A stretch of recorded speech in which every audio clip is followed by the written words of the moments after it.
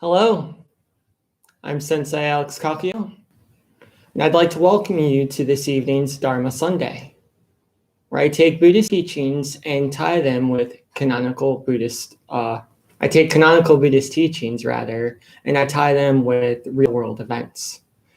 The title of today's talk is Buddhist Metaphysics and Why I'm No Longer an Atheist. These teachings are offered free of charge, but if you'd like to make a contribution, information for that, PayPal and CashApp is in the description below. The practice this evening will consist of a Dharma talk, followed by a Q&A.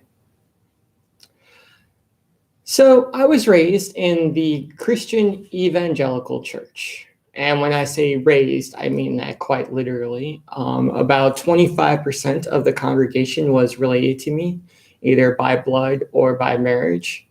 So the pastor, the choir director, the drummer, all family members of mine. My mother, to this day, is still a missionary. So we spent every Wednesday in church for Bible study. Sunday morning, we had, Sunday school. Then we had first service. Then we had second service in the afternoon. And it wasn't uncalled for that sometimes regular family gatherings like Christmas or New Year's would turn into revivals because we were all very devout Pentecostal Christians. And I mean, that was fine. I don't really have any troublesome stories to tell about my childhood, except that I was never able to totally get on board with some of the metaphysical claims of Christianity. And I had very deep fears about what would happen to me and my eternal soul and what would happen to the soul of my loved ones.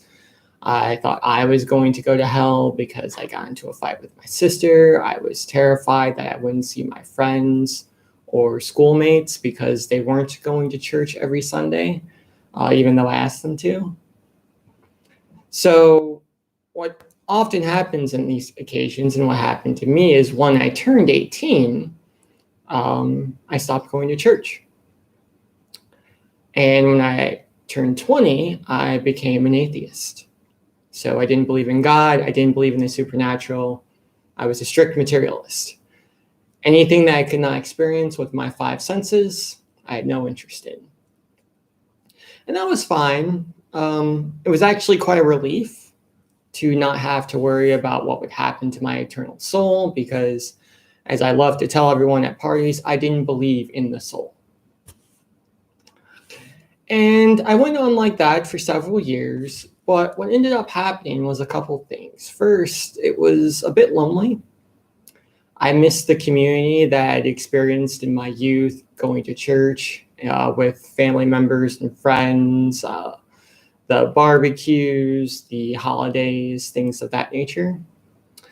And I was also a little bit lost from a philosophical standpoint. I just kind of didn't know what to do with myself. I didn't have a framework that I could use to make decisions. So in college, I started studying philosophy, specifically existentialist philosophy. So Nietzsche, Kierkegaard, Camus, Sartre, etc. And I learned a lot of good things about how to question my beliefs and how to question the world and how we came to conclusions, but I didn't find anything that I could really use to live my life. At least not then. I kind of circled back to it later, but I got my degree, BA in philosophy, and then I had to go again through the world trying to make sense of things. And I was a hedonist. I partied, I drank a lot.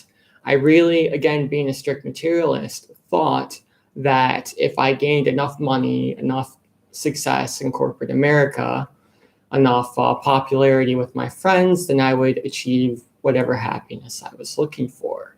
And no surprise, that's not how it worked out. So then I found this thing called Buddhism. And Buddhism, I thought, was a very secular practice, very secular way of life. We meditate and we go home, right? We do some chanting, but that's just to memorize the sutras and the teachings, but purely secular, purely materialist, I thought. But as I began to study the sutras, I realized that a lot of the same metaphysical claims I heard in my youth as a Christian, I was hearing them again in Buddhism in different ways.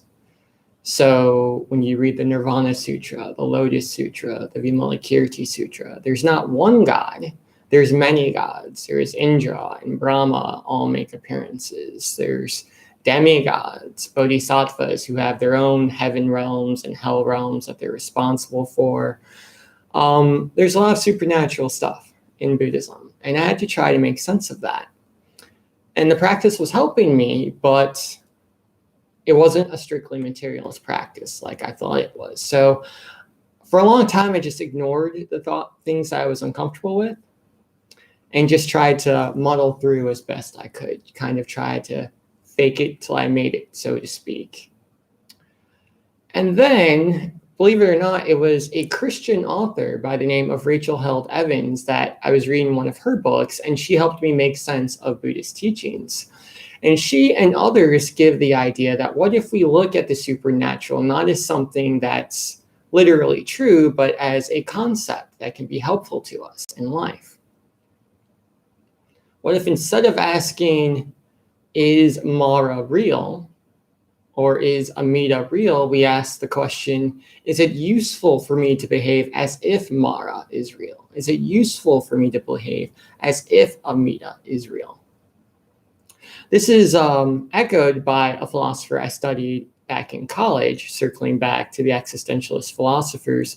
Wittgenstein was a German philosopher who said it was useless to argue about metaphysical claims because they could not be proven true or false. Instead, we should ask ourselves, and this is the same question that Rachel Held Evans brought up, are these metaphysical claims useful? Do they help me in my day-to-day life? And then my thinking changed a little bit, and I saw the world through a different lens. And it wasn't a question of, is Buddhism true? It's, is Buddhism useful?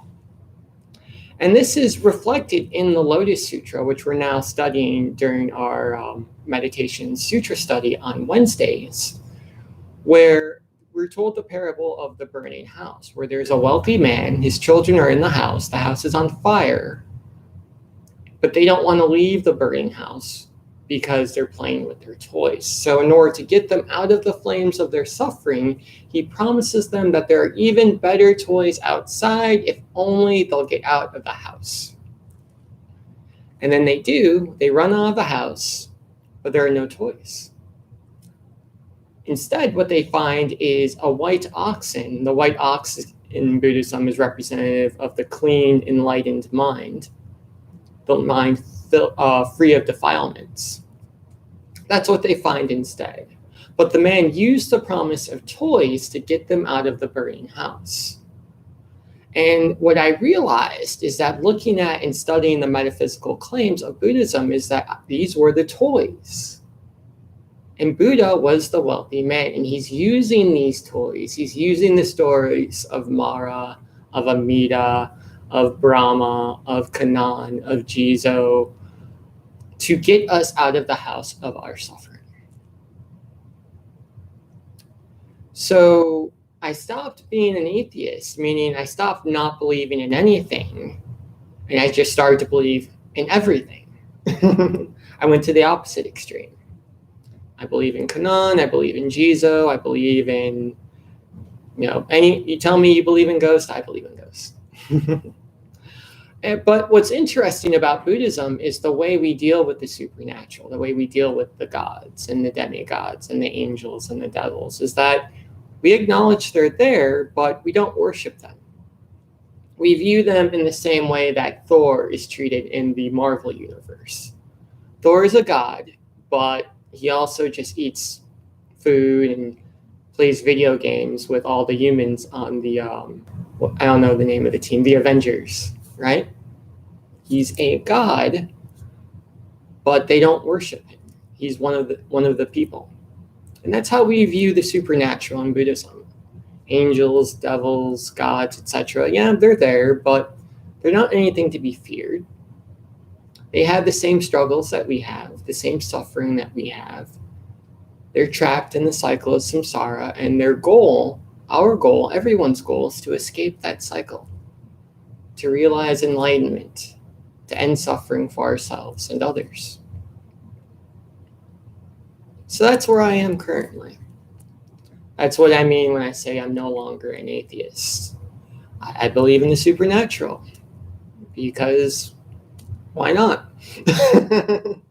But at the same time, I'm not scared of anything supernatural. I don't think it can harm me in any way. I think it can be useful.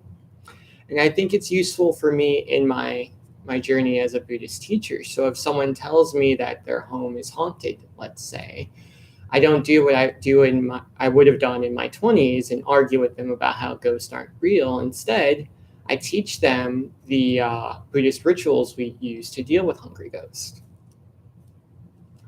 If someone tells me that they saw an angel in a dream, I don't argue with them about, oh, angels aren't real, there's no scientific evidence. Okay, you believe in angels, this is how we cope with angels in Buddhism. We say hi and we go about our day. And I say all of this to say that I believe a lot of Westerners have this same struggle, in that we have a very materialist society, and it's hard to make sense of Buddhist teachings from a strictly materialist view. So I guess in my ramblings tonight, what I'm trying to get at is that we don't have to believe or not believe in these things. We just have to ask ourselves, is this useful? And if it's not useful, that's fine. We can put it on the shelf, come back to it later perhaps. But if it is useful, if it provides us comfort, if it helps us get through the night, if it motivates us in our training, we can use that. We can use these teachings with the acknowledgement that these are toys and they're trying to get us to something else, to the other shore, to nirvana. So that's my journey. That's the talk for this evening. I hope it was helpful. Amitabha. And now we'll move on to the Q&A portion of this evening. If you have comments or questions about the talk this evening, about your own spiritual journey, about your own feelings about the metaphysical claims of Buddhism, about the supernatural, or if you have questions about the Dharma in general, just type them in the chat. I'll be sure to respond. And while we're waiting for those comments and questions to come in, I'll just make a few announcements. So Dharma Sunday is a live stream we do every Sunday at 6:30 p.m. Eastern Standard Time. We also do meditation and sutra study every Wednesday at 6:30 p.m. Eastern Standard Time. Wednesday is a little bit more involved. That consists of a 15-minute guided meditation, followed by a Dharma talk. Before the Dharma talk, there's a reading from a sutra. Now we're doing the Lotus Sutra. And then at the end, there's a Q&A.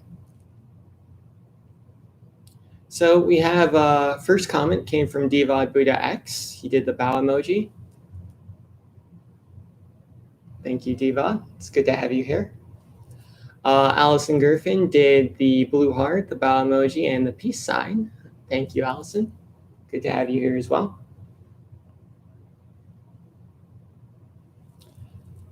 Diva Buddha X said, Buddha used a poison arrow to describe metaphysical questions, right? Yes, he did.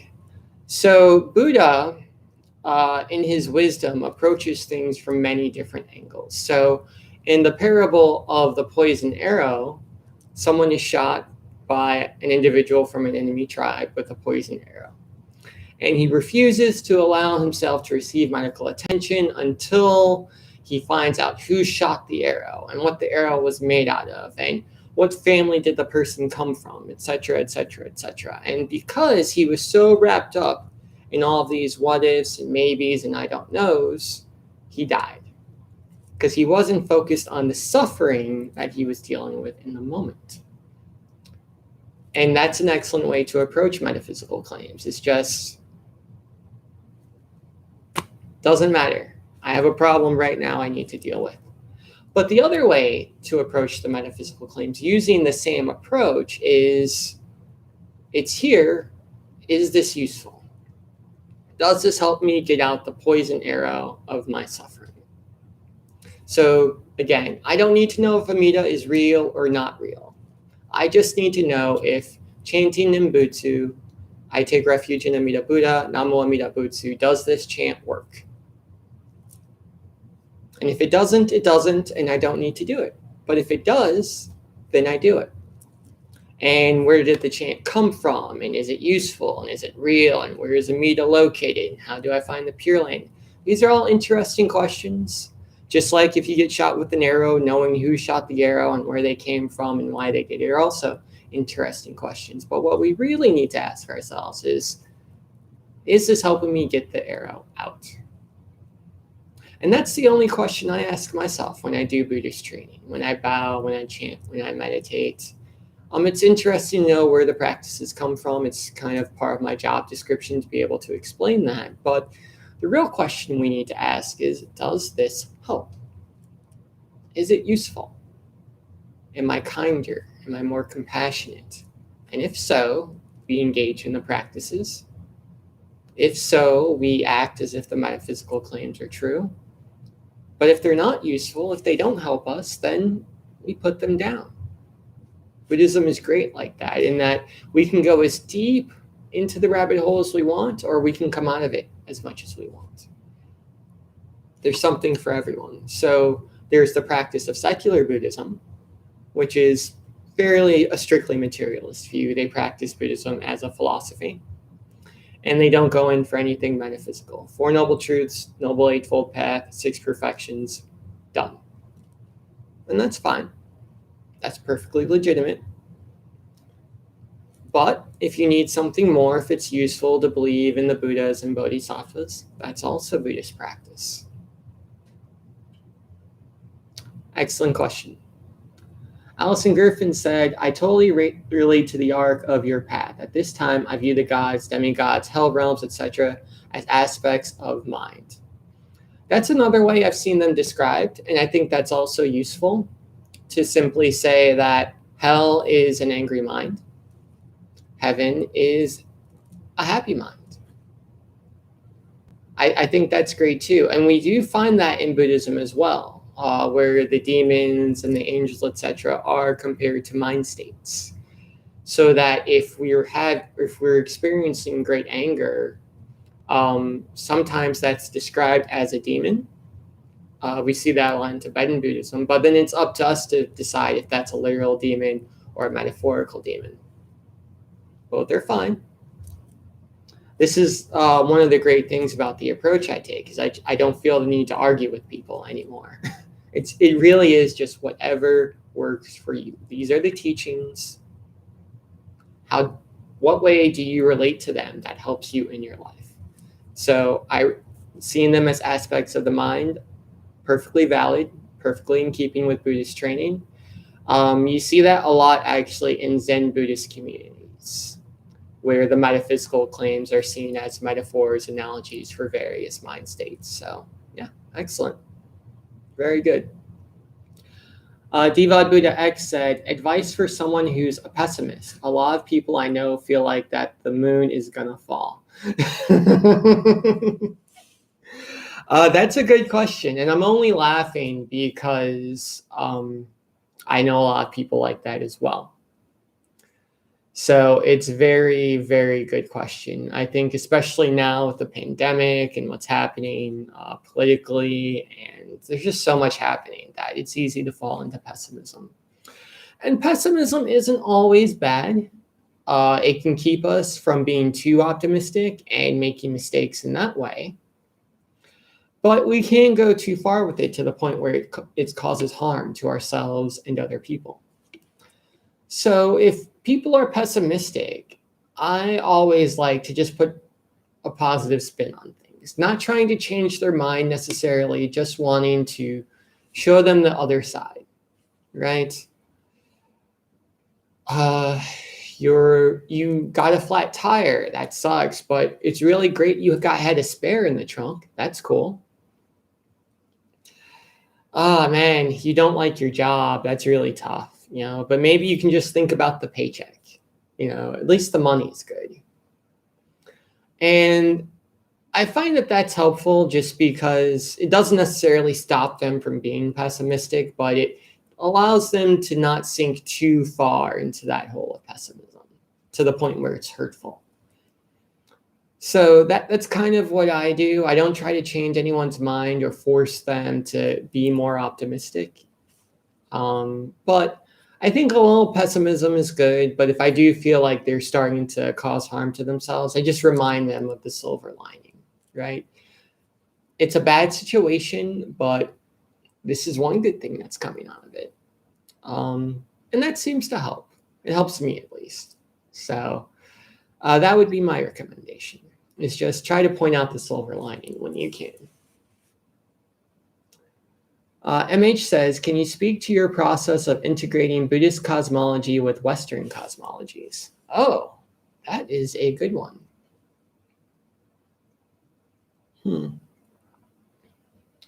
So, this is one thing I struggled with a lot, actually, when I first started to practice Buddhism. Because like I thought it was a strictly secular practice, and there is secular Buddhism. But the fact is, most temples and meditation centers you go to aren't strictly materialist. They aren't strictly secular. There's a lot of cosmologies and supernatural claims and metaphysical claims that are made. And the way I integrate the two is, if there's material evidence for something, I go with that. Okay. If there's not material evidence for something, then I just go with whatever's useful in the moment. So in Buddhist cosmology, we're told about various Pure Lands, we're told about Mount Sumeru, we're told about Sukhavati heaven, we're told about the Avicii hell realms, etc. And there's no material proof for those cosmologies. There's just, we can see the planets as they exist through telescopes. We can't see the Avicii hell realm. So is that particular cosmology useful or not in my day-to-day life? And sometimes it is, sometimes it isn't, honestly. So that's kind of the lens I use, is that if there's material evidence for a claim that can be found, I go with that. I start by going with science and what science says. Now, if science doesn't make a claim one way or another, or the evidence is forthcoming, they haven't really come to a conclusion yet, then I'm more open to the Buddhist cosmologies. And that's when I go with, okay, I'll believe it until it's proven otherwise. I'll believe it if it's useful in my day-to-day. So that's what I do, and it seems to work for me. Let's see, MH also said maybe Buddhist cosmologies is more appropriate. That's a real possibility. So, there are pluses and minuses to both, right? I find that the Buddhist cosmologies and metaphysical claims are very useful in helping us develop wisdom and compassion, which makes sense because they are created by Buddha to help us end suffering for ourselves and others. So he was giving these teachings, he was offering us these toys so that we can do those things. I find that Buddhist cosmology, or Western cosmology rather, really doesn't have that impetus, that motivation, so to speak. So there are times where I feel like the strictly materialist view of Western society isn't useful for what I'm trying to do as a Buddhist practitioner. And in those instances, I go with the Buddhist cosmology. Right? So going back to when I was an atheist, right? And I was listening to Matt Dillahunty and Sam Harris and Dawkins, etc. And the struggle I had as an atheist was that if the world was strictly material, there really wasn't a reason for me to treat people well. Obviously there was the you scratch my back, I scratch yours viewpoint, but that only goes so far, right?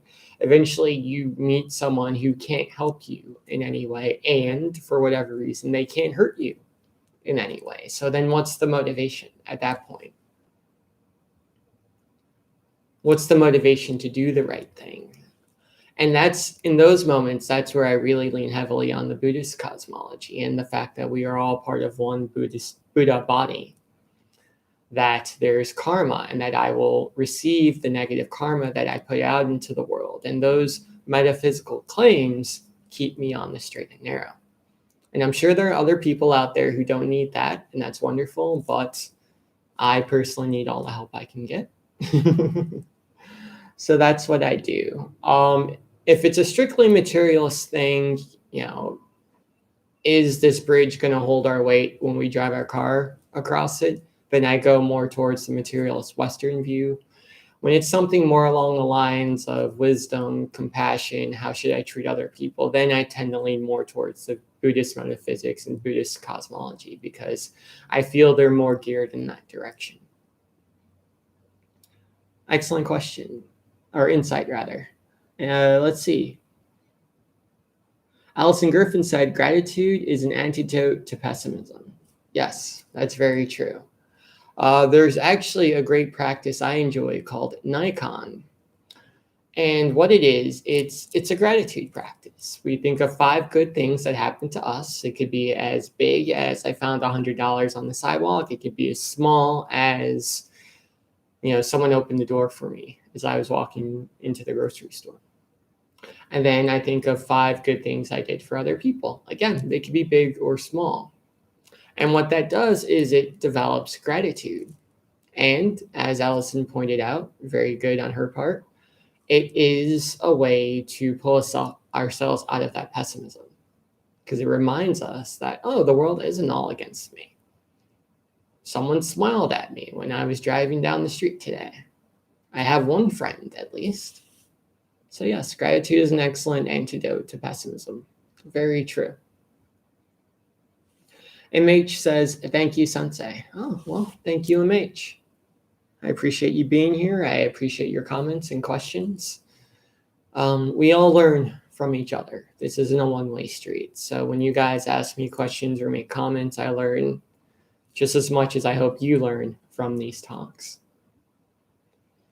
Okay, so I'll give it a moment for some more questions and comments to come in. If you're just tuning in, this is Dharma Sunday. We do this every Sunday at 6:30 p.m. Eastern Standard Time. These teachings are offered free of charge, but if you'd like to make a contribution, information for that is in the description for this talk. Also, I'd like to remind you of meditation and sutra study, which we do every Wednesday at 6:30 p.m. Eastern Standard Time, where we do the guided meditation, followed by us reading from a sutra. Right now, we're doing the Lotus Sutra. Then there's a Dharma talk and a Q&A. Allison Griffin said, Namo Amida Butsu, congrats on your blog being posted on Tricycle. Oh, thank you so much. Thank you. So what Allison is referring to is I recently had a post published on Lion's Roar, which is a Buddhist journal, Buddhist blog. They also have a magazine. And yeah, so that was Confessions of a Hungry Ghost. And what that is, essentially, it was me talking about my own journey, not so much in Buddhism, but just in life in general, of me having this strictly atheistic, strictly materialist view that if I had enough money, if I partied enough, I'd be happy, and then struggling when I wasn't, and then practicing Buddhism, and then realizing that even as a Buddhist, I still have some hungry ghost tendencies. I still want more sometimes. And I need to rely on my practice. I need to rely on chants like Namu Amida Butsu. I need to rely on bowing, on meditation, etc. On the metaphysical claims I find in the sutras to pull me out of that hungry ghost thinking that says more stuff will get me happiness. And realizing that I'm fine, that I'm good exactly as I am. This is the practice of Buddhism. This is the teaching of the Buddha, that we are originally enlightened beings. And then the rest of the teachings are meant to help us actualize that enlightenment in daily life and then realize that enlightenment for ourselves. So thank you, Allison. I'm glad you enjoyed the post, and I'm glad you're supporting me and that you read it. Wonderful. Thanks so much. Diva Buddha X said, thoughts on soulmates, twin flames. Yikes. And the reason I say yikes is I do believe, so we're not taught the teaching of twin flames. I don't know exactly where it comes from. It's not a Buddhist teaching, I don't believe, but it is something you hear a lot and find a lot in spiritual circles. And I do believe it's real because if we believe in karma, if we believe in past lives, then it's very easy to believe that the threads of our karma are intertwined with the threads of other people. It's like walking in an apartment building. If you and someone else have the same schedule, you go to work at the same time, you come home around the same time, even if you don't know each other personally, you're going to see each other a lot. You're going to have that connection, right? So if we believe in past lives, if we believe in past karma and reincarnation, etc., then the concept of twin flames, that someone mirrors your energy, that you're intertwined with them, makes sense. Now, that being said, just because someone's your twin flame, that doesn't mean you should spend the rest of your life with them, which is why I said yikes. Just because your karma is intertwined, that doesn't mean it's intertwined for good reasons. Maybe in past lives, you had a relationship with this person and they all ended badly, but you still have that strong karmic connection, right? Just like if you constantly see someone in the hallway or on the sidewalk, just because you have that connection doesn't mean you should get married. Doesn't mean you should sleep with them. Doesn't mean you should date even. Sometimes you just acknowledge the connection and you move on, right? So I think that's the mistake people make when they talk about twin flames and the like, is they think because there's a strong connection, we're meant to be together.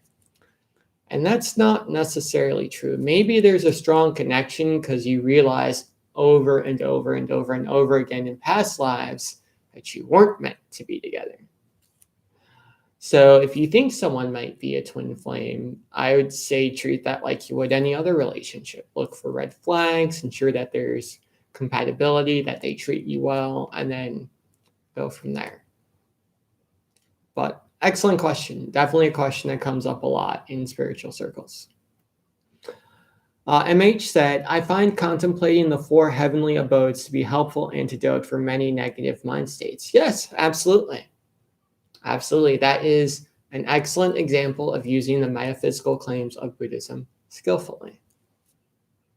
They're useful, so we do them. I find it useful to contemplate the 4 heavenly abodes. I also find it helpful sometimes to contemplate Amida's Pure Land and to imagine what remind myself of the fact that everyone goes to the Pure Land. Everyone is a Buddha. Everyone is deserving of love and compassion and wisdom and care. In those days when I'm feeling pessimistic, when I'm feeling angry, when I'm wrathful for whatever reason, it's useful to meditate on things like the 4 heavenly abodes, like Amida's Pure Land, like the example of Kanan when she goes into the hell realms to save all sentient beings. So yeah, the heavenly abodes are an excellent contemplation. Very good. Alison Griffin said, what about the Shugatagama Sutra? I was thinking of buying it, but I'm not familiar with it. I'm not familiar with the Shugatagama Sutra. I think you may be referring to the Shurangama Sutra, which is also known as, well, I'll just stick with the Shurangama Sutra, which I think it's wonderful. We're actually going to study that during meditation and sutra study on Wednesdays at some point. We have a lot of sutras to get through. The Mahayana well is very, very deep, but we are going to study that sutra if you want to be ahead of the game and purchase it yourself so you can follow along. I think that'd be wonderful. Allison Griffin said, that's it. Sorry. Oh, no worries. When we're talking about, we are speaking a different language. We don't realize it, but when we say words like nirvana shunyata, shurangama, etc. These are Pali words. These are Sanskrit words. So they don't necessarily roll off the tongue. So an easy mistake to make.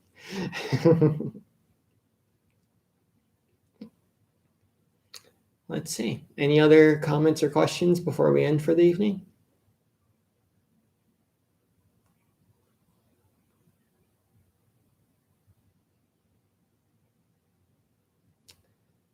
All right. Well, it looks like that's it. Thanks so much for joining me this evening for Dharma Sunday. I hope to see you next Sunday and Wednesday if you're able to come for meditation and sutra study. Until next time, Amitabha.